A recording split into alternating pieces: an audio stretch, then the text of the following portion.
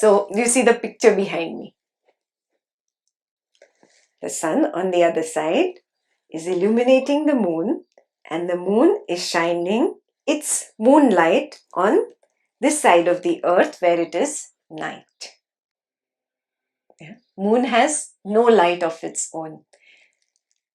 The moonlight that you see in the night is borrowed from the sun.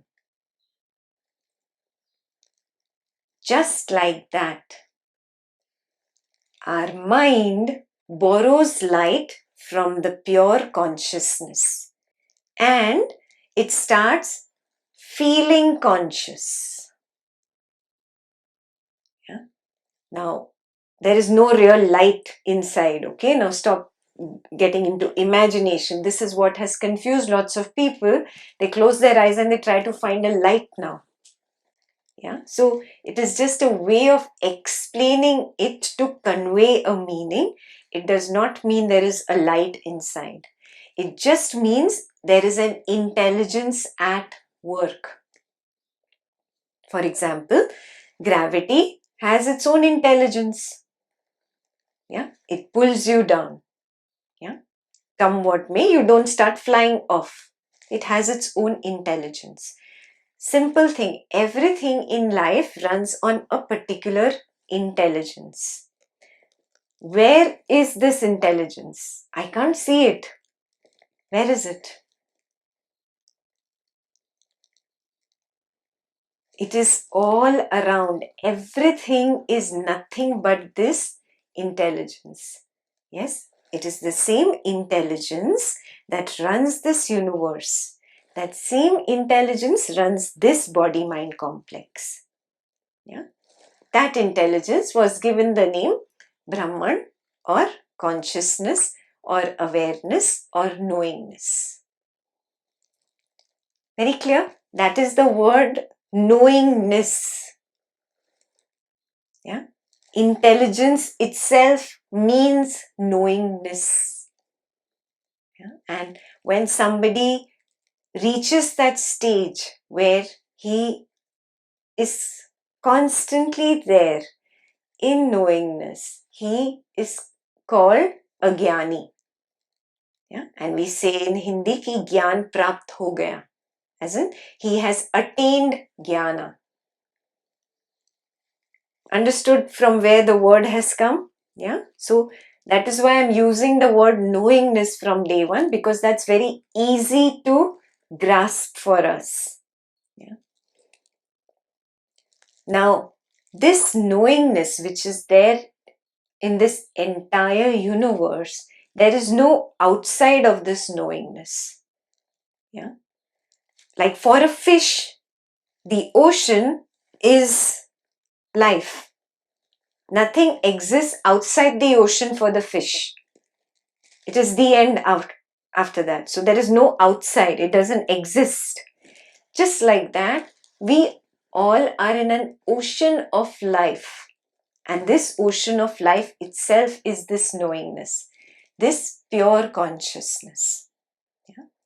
Now, this pure consciousness or knowingness is this intelligence of the universe which cannot be seen through these eyes and which cannot even be understood by the sharpest intellect, even if you are Einstein. Yeah? It doesn't matter how intelligent you are, you cannot be more intelligent than the intelligence, than the supreme intelligence. Do you get what I'm saying? If you become greater than the supreme intelligence, then you become supreme. Then that supreme intelligence becomes smaller than you. Are you understanding? Yeah, this thing. So, I can never see that directly, but I can know that intelligence through its reflection. The reflection of that intelligence is there in this entire universe. I know gravity because I can experience gravity, but I can't see gravity. This is very simple, but gravity exists. Yes, very, very clearly gravity exists. Similarly, this intelligence exists. I cannot see the supreme intelligence, but I can know the reflected intelligence or reflected consciousness. So the word used in the text, in the Sanskrit scripture, is called Chitta Chaya. Chitta Chaya is the reflection of consciousness. It is also called Chidabhasa in the Upanishads. Yeah. Now let's understand reflection. The light that is falling on the earth behind me,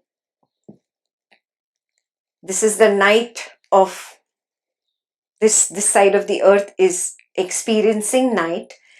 Only the moonlight is falling on the planet, on earth. That moonlight is illumining all the objects.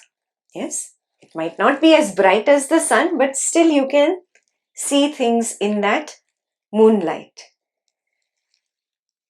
Does that light belong to the moon? That light is a reflection from the sun. Yes?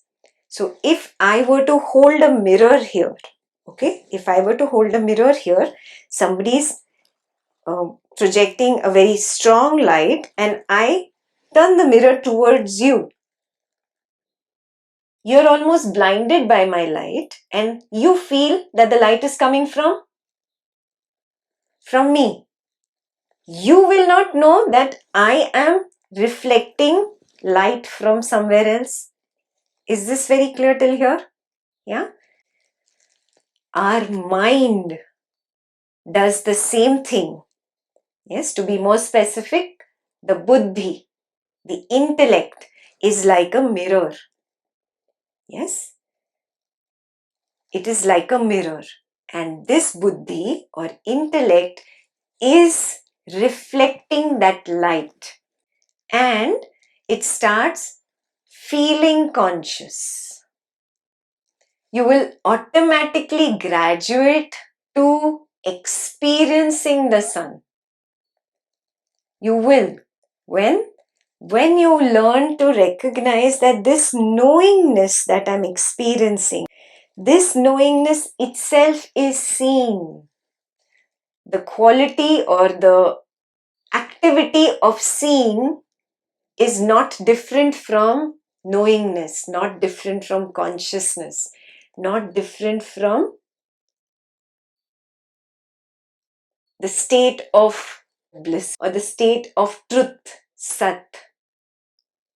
Yeah, the activity of thinking, the activity of touching, of smelling is nothing but the same consciousness. It is the same knowingness, the same intelligence.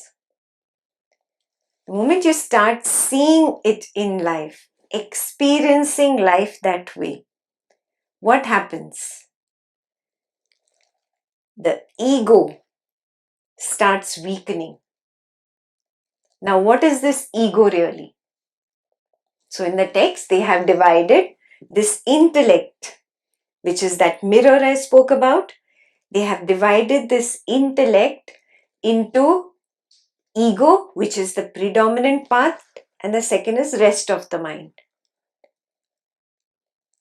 Now, this mirror, which is reflecting the sun's light, this mirror is nothing but ego plus the rest of the mind. The ego says this reflected consciousness is who I am. Do you get it? And that is what gives you that feeling of being I. I am thinking. I am doing.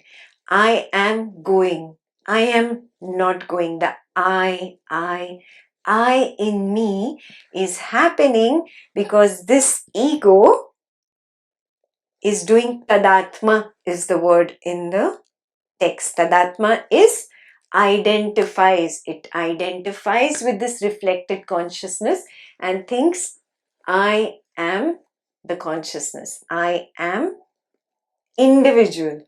Yes, and the word used in the text is jiva.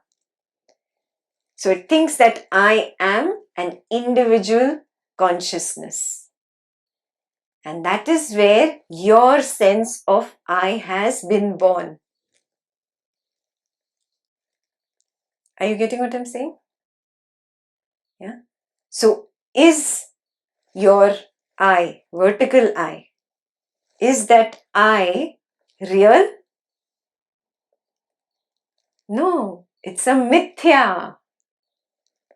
Do you get it? Yeah. You can do this experiment, really. Take a mirror, yeah, and look at your reflection in the mirror. Yeah. You have come to believe this is how I look. This is who I am. When you are looking into the mirror, at that time you don't have the awareness that this is who I am. You feel this is who I am. Are you seeing what I'm saying?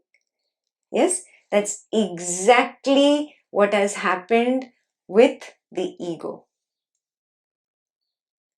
Yeah, and that is why you have this feeling of I-ness. I-N-E-S-S. I-ness. Mine-ness. Yeah, but really there is no I. The ego does not exist. The ego is only the one that identified with that reflection in the mirror and said, this is who I am. Did you get it? Yeah. Is the reflection in the mirror real? No, it is not. Yeah. The ego has identified with that reflection and said, this is who I am. And it thinks that it is the doer. It is the experiencer of all this life, all these ups and downs. And because it believes like that, it creates its own raga and dvesha. And because of its own raga and dvesha, it is suffering. Because life does not really go according to my raga and dvesha. And then the ego is suffering in his own created khichdi. Yeah? His own created drama. Are you understanding this? Yes? It's easy to understand the text, but now you have to start experimenting on the mind and on your own self throughout the week. Can I see this? Can I know this in my own experience? Yeah, you start from the beginning.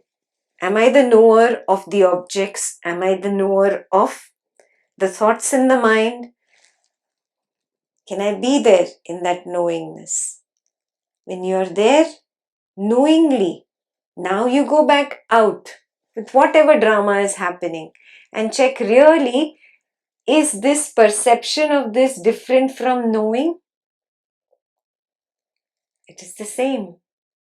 So it is the same knowingness which goes out and becomes thinking, perceiving. It is the one that forgets itself and becomes I and creates the drama. If this becomes very clear in experience, you will stop creating the drama. You will again and again be here.